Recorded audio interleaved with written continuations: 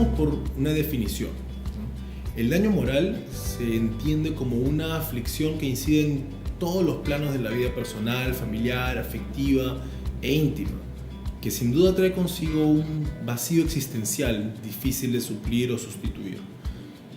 Luego tenemos que hacer una precisión. La precisión es que existe diferencia conceptual entre lo que se entiende como la indemnización y el resarcimiento, pero para fines de este video vamos a utilizarlos como un concepto único, prácticamente como un sinónimo entre ambos.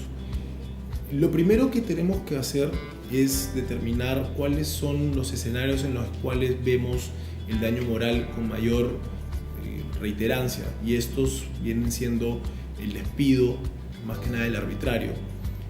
Luego tenemos accidentes de trabajo y las enfermedades profesionales. Respecto al despido arbitrario en concreto, el artículo 34 de la Ley de Productividad y Competitividad Laboral establece ya una fórmula de indemnización que debería entenderse que abarca todos los tipos de daño. Sin embargo, los jueces contemplan y permiten que los demandantes incluyan un daño moral que está fuera del alcance del artículo 34 de entenderlo los jueces. Ahora, lo que también es importante tener en cuenta es que la relación que existe entre un trabajador y una empresa, un empleador, es una de carácter contractual. ¿Por qué es importante? Porque los elementos que pueden ser resarcidos en una relación contractual, según la responsabilidad civil contractual, son el daño emergente, que es el daño inmediato que se le ocasiona a alguien, el lucro cesante, que es la proyección futura de ese daño, y finalmente el daño moral. Es en este aspecto donde hay una divergencia entre la forma en la que se aplica la cuantificación y la prueba del daño moral en materia civil y en materia laboral. El problema está en que la responsabilidad civil surge del derecho civil y el derecho laboral lo que hace es utilizarla para poder determinar cuándo existe daño moral dentro de una relación laboral.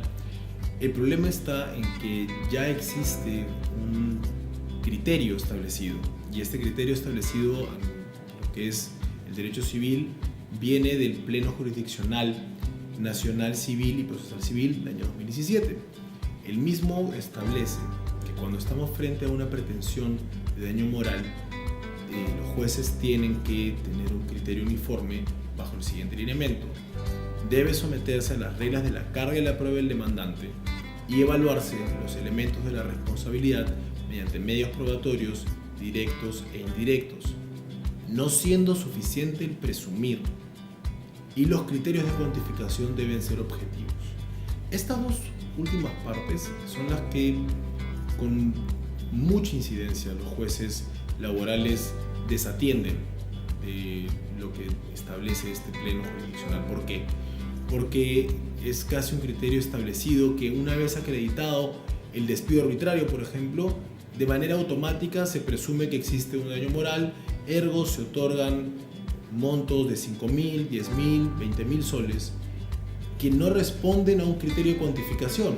Simplemente se apoya en el artículo 1332 del Código Civil y se otorga, ¿no? Lo cual es un problema porque podríamos considerar que incluso es arbitrario. Entonces, no hay realmente una prueba, una forma de probar establecida respecto al daño moral, lo que podría ser elementos que podrían coadyuvar a tener una decisión más integral por parte de los jueces. Al respecto, lo que se tiene que hacer es remitirse al Pleno Jurisdiccional Nacional Civil y Procesal Civil del año 2017, es decir, se tiene que hacer un examen de la pretensión demandante, en este caso el daño moral, a la luz de los elementos que componen la responsabilidad civil.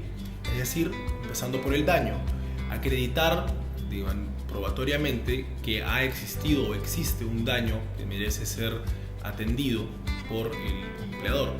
Es decir, tenemos que acreditar, sea con una prueba psicológica, con una prueba psiquiátrica, un examen, un informe, las recetas en el caso de psiquiatría, ¿no? La asistencia a las terapias, Eso es lo que demuestra de alguna forma que hay un daño a reparar. Luego, se tiene que acreditar la conducta antijurídica del empleador, es decir, que ha incumplido o transgredido legislación que lo obligaba a comportarse de cierta forma, o en todo caso, las disposiciones del propio contrato de trabajo suscrito con el trabajador. Luego, estos dos elementos tienen que poder juntarse, acreditando el nexo causal, lo que une a ambos. Es determinante para poder establecer la responsabilidad por parte del empleador. Y finalmente el factor de atribución. El dolo, la culpa leve, la negligencia inexcusable son situaciones subjetivas que deben ser acreditadas para determinar si es que el empleador en efecto tiene o no tiene que reparar de alguna forma al demandante. Bueno, la solución no es algo sencillo. Se le tendría que solicitar a los jueces como mínimo que incorporen algún tipo de elemento para justificar sus decisiones. Es decir, no aplicar un cálculo prácticamente a ojo de buen cubero, ni tampoco el dejarse impresionar por la cuantía que demanda el trabajador. Pues muchas veces esto suele influir en lo que tiene que finalmente ser reparado, es decir, se pide 1 millón para obtener 100.000, porque si se pide 100.000 se obtiene 10, pero eso no puede ser un elemento que influya en la decisión de los jueces. Ahora, dado que esto es el daño moral, tiene una naturaleza inmaterial, es necesario que los jueces también recurran a incorporar ciertos parámetros para poder explicar las razones por las cuales sustenta el otorgamiento de una indemnización por daño moral. Elementos como gravedad de hecho, intensidad del dolo, la culpa, condiciones económicas, sexo, edad, elementos que permitirían que las sentencias tengan mayor contenido de cara a lo que es el proceso en sí. Además de eso, es necesario el poder implementar algún tipo de parámetro objetivo que permita conocer frente a lo que es despido, accidentes de trabajo y enfermedades profesionales, a qué se atiene o cuáles son las consecuencias para generar un poco de seguridad jurídica. Esto ya existe dentro de lo que es el campo del derecho de seguros, establece cuál es lo que corresponde a una persona por la pérdida de un brazo, por la pérdida de la vista, incluso la vida, pero eso no se ve reflejado en materia laboral. Existen ejemplos en otros países, en España, en Bélgica, en Francia, cuentan con tablas de referencias objetivas respecto del daño moral de manera concreta, derivado siempre que venga de daños físicos. Entonces, lo que es necesario es tratar de explorar opciones, no quedarnos con la aplicación del artículo 13.3.2 que establece la posibilidad al juez de determinar a su buen saber y entender, porque eso deviene en arbitrario finalmente.